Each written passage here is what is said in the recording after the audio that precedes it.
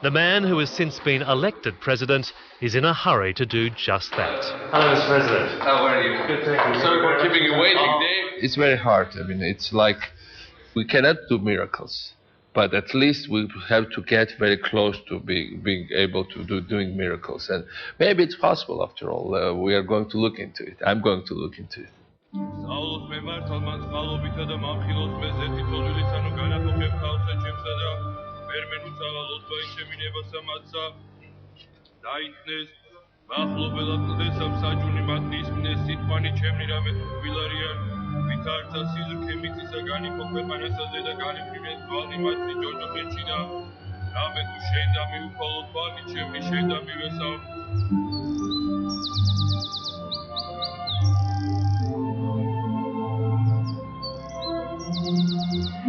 Georgia's capital, Tbilisi, is a beautiful but miserable place.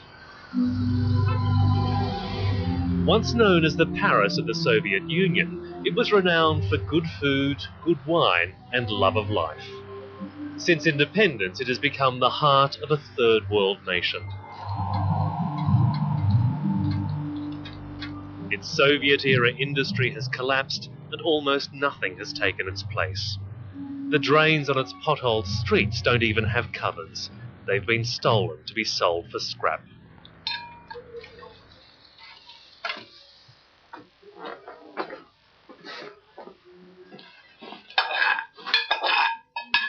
Anzor Saakashvili lives in a one-room slum with his two sons Irakli and Yaliko. He's a qualified builder, but it's been years since he's even found labouring work in Georgia's ruined economy. А потому что ничего здесь не работает. Экономически очень тяжело. Ничего, ни заводов нету, ни фабрик нету, ничего нету. 2-3 завода работают, 2-3 завода. И то вот какие-то маленькие, там, 500 человек, там, 1000 человек. Вот так. И то все свои, понимаете? His sons play with toys made from pieces of rubbish, somehow building a make-believe world in Dickensian poverty. All they have to live off is a pension of $3 a month. But in the last months of Shevardnadze's reign, even that stopped.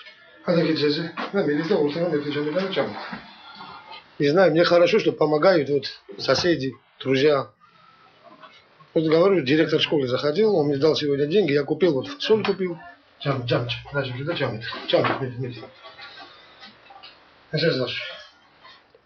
Масло купил, приготовил им еду. А вот сейчас надо будет через неделю книги покупать, 2-я часть в школе, тетради покупать. У меня денег нет. Жду пособия. Пособие будет или нет, никто не знает.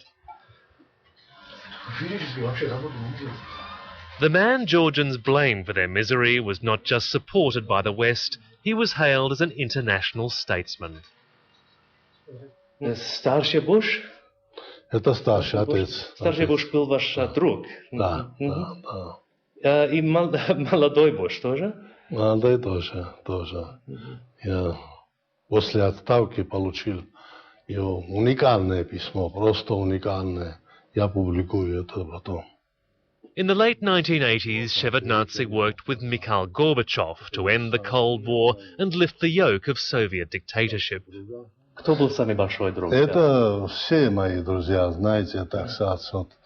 Мы давно вместе работали, все начинали, Шулц очень хороший, близкий друг. Я ночевал в семье, несколько дней. Рейган 12 раз встречался с Рейганом. 12 раз. И интересный человек. Интересный особенно тем, что, во-первых, в политике, так сказать, разбирается, но умеет рассказывать очень много анекдотов. Since his overthrow in November, he has lived with his memories and a conviction he did nothing wrong.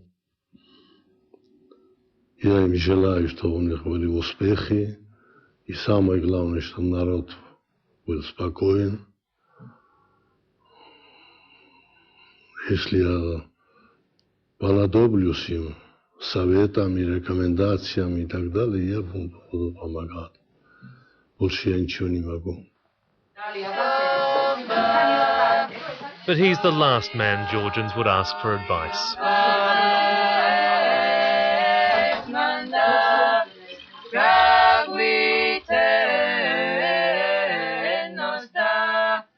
The Saakashvili family were once in the Soviet middle class, all of them doctors, professors and engineers. Before independence, they enjoyed modest prosperity in the Soviet Union's richest republic.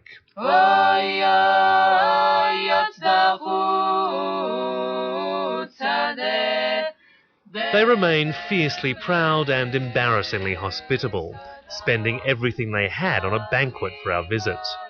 But the generosity masks a deep and humiliating poverty. Irina is a teacher surviving on a salary of $7 a month.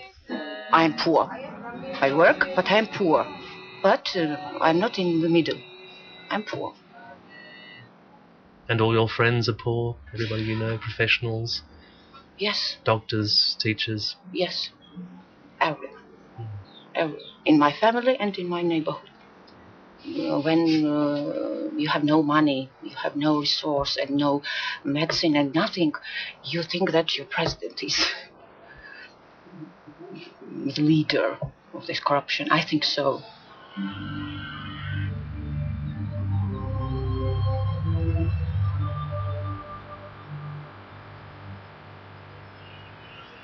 Georgia has been showered with foreign aid and Western loans. The United States gave it more aid per person than any country except Israel, and there is little to show for it except crippling debt. Despite this, Shevardnadze insists he is not to blame.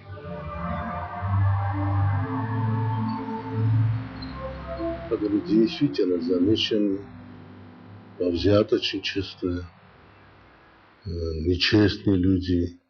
Я сам знаю, и если я оставался бы президентом, я бы с ним расправился. He himself, of course, encouraged very openly not only his corrupt ministers, most of them have been arrested now, and they are openly pointing at him and saying, well, he was our boss and we received our orders from him.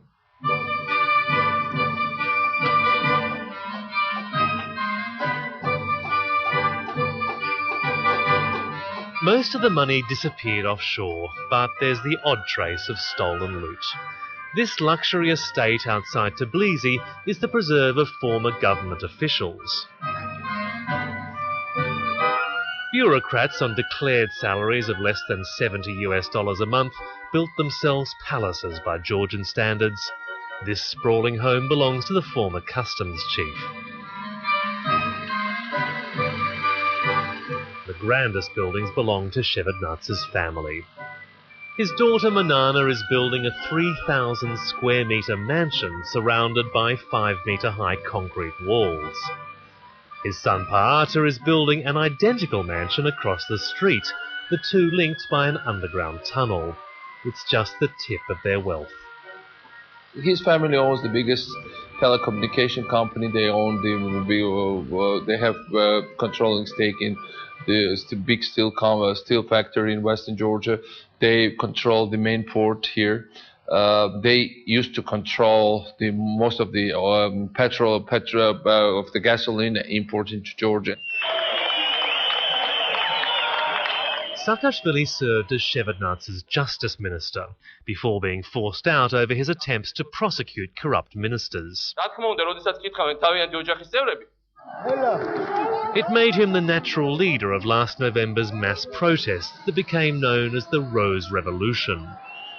The daily demonstrations were sparked by the government's rigging of parliamentary elections. Tens of thousands stood outside Parliament from early morning to late at night. Irina was one of them. Everybody in our town have hope for a good life in our future. And if we don't change anything, we can't have this life.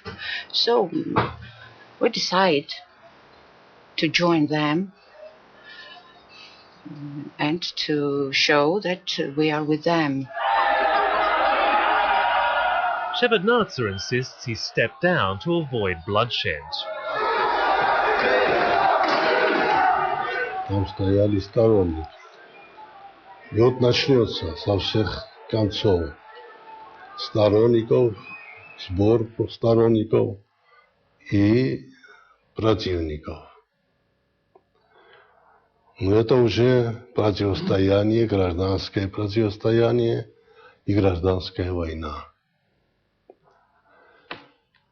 Поэтому я принял решение отменить этот указ об чрезвычайном положении. He gave all the orders to fire people, to like get first that he wanted to force the revolution leaders to be arrested. Then they wanted to, in my case, to kill me, but it didn't work. Edward Shevardnadze gave orders to kill you. Definitely, he did, and this is we have documental proof to that, and but it did work, you know, because once he did it, it was already too late for him. People were so much well mobilized and organized, and he was panicking, and I don't know he himself understood properly what he was doing, and in the end, he shouldn't merit himself for not shedding blood. In the end, he didn't shed blood because he couldn't shed blood, because nobody wanted to listen to him anymore. Shevardnadze's supporters denounced the revolution as a coup. While the US had long supported Shevardnadze, in the end it lost patience and switched to the opposition.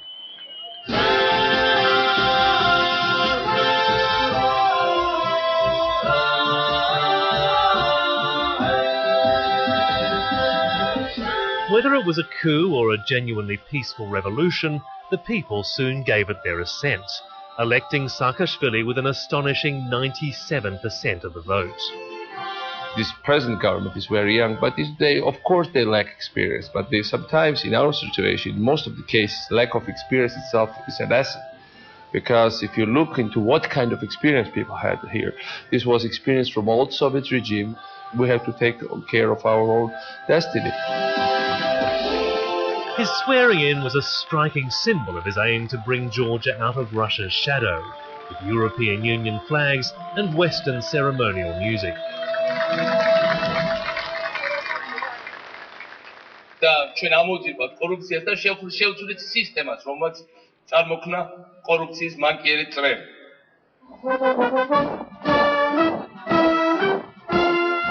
Saakashvili has already made progress on his inauguration vows, an anti-corruption body arresting senior officials of the former regime and even charging Shevardnadze's son-in-law.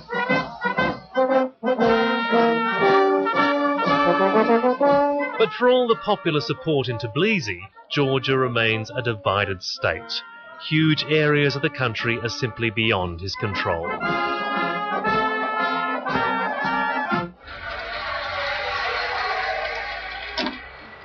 Saakashvili's authority meets its first challenge just outside the capital. We've just driven an hour and a half outside Tbilisi, and while we're technically still in Georgia, in reality this is the border of the self-styled independent state of South Ossetia.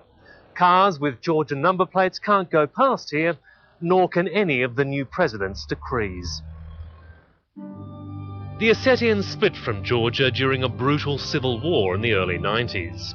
At the same time, the northeast region of Abkhazia declared independence, routing Georgian troops. Today, both operate as de facto separate states. The only authority South Ossetia recognises is its bullet-hole parliament and the regional president, former rebel commander Edward Kakhoiti. Не входит в состав Грузии.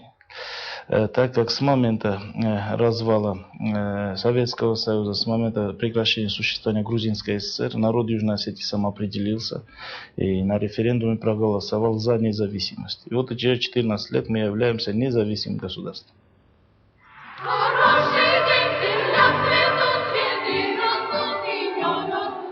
No country in the world recognises their independence, not even Russia. But Moscow's tacit sponsorship can be seen everywhere. Police and soldiers wear Russian uniforms. Cars have Russian number plates. 90% of the population have Russian passports. The region even runs on Moscow time, an hour later than Tbilisi.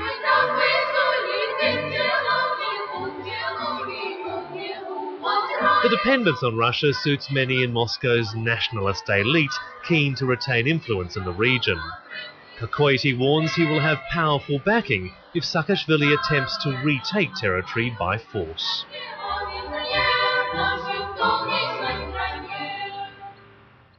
Я знаю, что уже очень много представителей Северного Кавказа обращались к нам и заверяли в том, что в случае начала агрессии добровольцы со всего Северного Кавказа будут здесь воевать на территории за Южную Осетию. Но мы этого очень не хотели. Мы не хотим войны. The impasse means 350,000 people cannot return to their homes.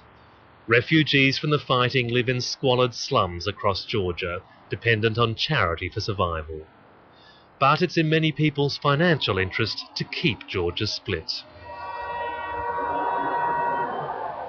95% of heroin consumed in Europe comes from Afghanistan, and most of that goes through Georgia, which means that this lawless zone of Abkhazia with the access to the sea is a paradise for drug traffickers.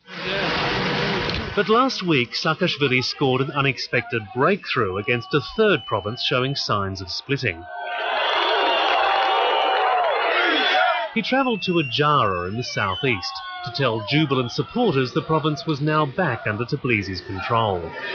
Person who was oppressing people, some kind of mini Saddam Hussein. I mean, with all the attributes of a real dictatorship. But people went out and people destroyed him, and that's the force of democracy. The local strongman, Aslan Abashidze, an ally of Shevardnadze, agreed to step down in return for immunity from prosecution. Moscow helped broker the deal, offering him asylum in Russia. Russia is not the only great power vying for influence here. Under a program begun by Shevardnadze, US Marines are training and outfitting elite Georgian troops. Okay, this is your range safety brief for the Claymore range. They are skills the separatist regions fear could be used against them. But the Marines insist it's all aimed at a wider battle. There you go. Well, the purpose of the military here is to help train the Georgian army to fight the global war on terrorism.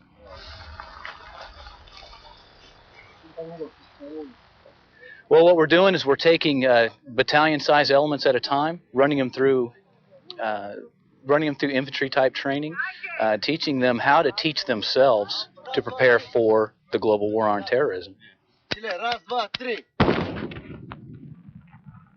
Georgia is connected to the war on terrorism by just being a partner to the U.S. They have decided that they want to do their part in the global war on terrorism, and they said that they needed help, so the United States Marine Corps comes over here to help them. Is there any guarantee that the troops you train won't be used against the separatist regions inside Georgia? Well, that I don't really know anything about. What the Georgians plan on doing with their own troops is really Georgian business.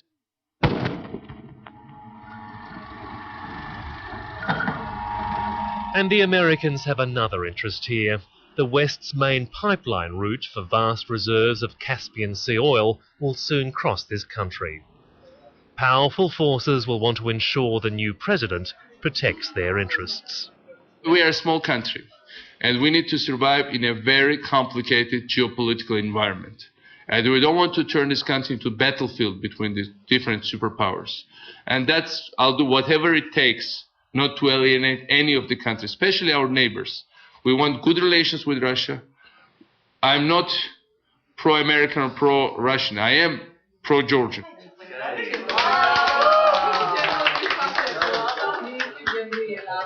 There is much that could go wrong with Georgia's revolution. An ocean of disappointment could lie ahead. Yet Georgians like Gurami Maharashvili and his family and friends have unshakable faith that this time life will improve.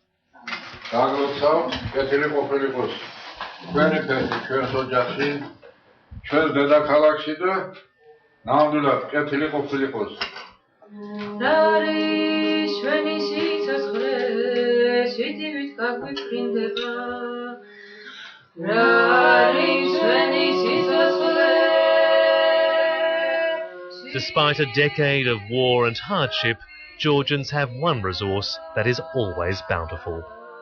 We have hope. That's the difference. Now we have very big hope. And when people have hope, I think that they can do everything.